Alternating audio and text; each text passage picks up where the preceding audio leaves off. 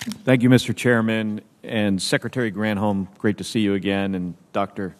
Verdin, great to have a University of Arizona Wildcat testifying. Senator Granholm, cyber attacks, malware, ransomware attacks have been increasing. Yesterday, we had a closed cybersecurity subcommittee hearing on some of the details of these recent attacks. It's an issue that impacts us all, from small businesses, large businesses, government agencies, secure networks in our national security agencies. It's a big concern of mine. The recent Colonial Pipeline cyber attack underscored the vulnerability of America's physical infrastructure and the impact that even a single attack can have on the nation.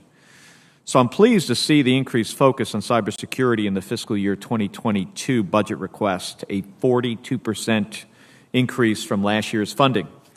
So Secretary Granholm, if Congress funds this increase, what efforts will the Department of Energy undertake to ensure that America's energy networks are secured against malware, ransomware, and other types of cyber attacks? Yeah, thank you for asking the question.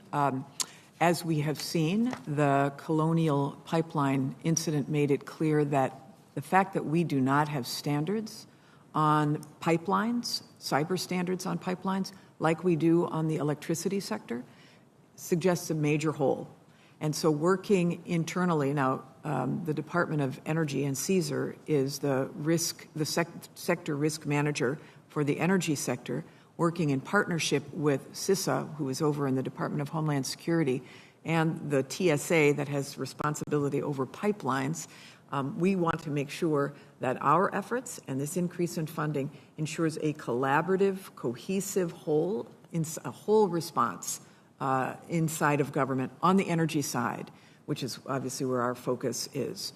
We want to make sure that the executive order that the President issued regarding cyber, and including the notion of Energy Star ratings for software, so that we all inside the federal government are purchasing supplies, software, that we know are the best, that have the highest standards, that make us secure.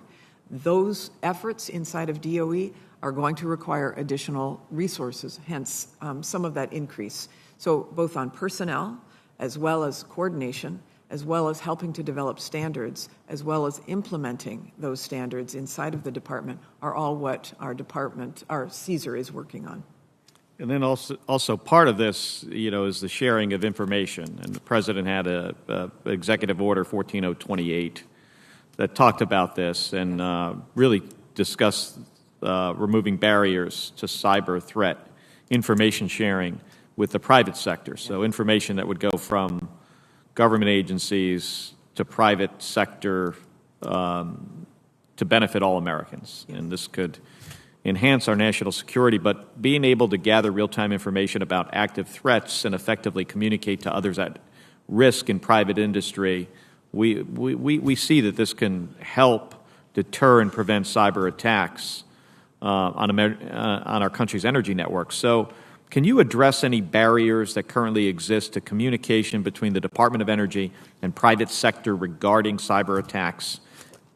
Yeah, our CSER's communications with the electricity sector are excellent. We are part of, we are embedded in the council. We work with them closely. It's a great example of what the steps are that has to happen. In that executive order, the President, for example, required that pipelines notify the government if they have been the victim of a cyber attack or ransomware attack.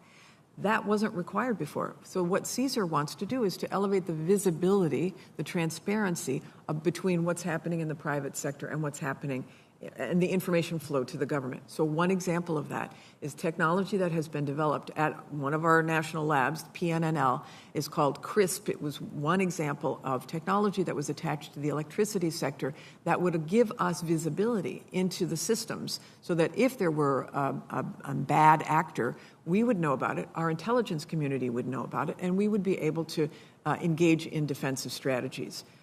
We don't have that on the pipeline sector. And so that's the kind of visibility that is needed on the full panoply of the infrastructure associated with energy. And beyond even infrastructure, I just want to point out that it would benefit all of us if we could do a much better job sharing this information from the private sector to the public sector. So our law enforcement agencies, Department of Justice, FBI, knows what's going on in the private sector. We were discussing this yesterday. How can we improve that flow of information? Often, companies, and I understand their rationale for this, don't always want this information to get out there. So we need to explore options to maybe, keep this, somewhat private at some level. What we're discussing today is the information that goes from government to private private industry. So we've got to do a better job at this, or this is just going to continue and, in my view, accelerate and get worse. Thank you. And, Mr. Chairman, I want to submit just a couple questions, for the record to Dr. Verdin. Thank you. Quite all right, without objection. Let me now recognize via WebEx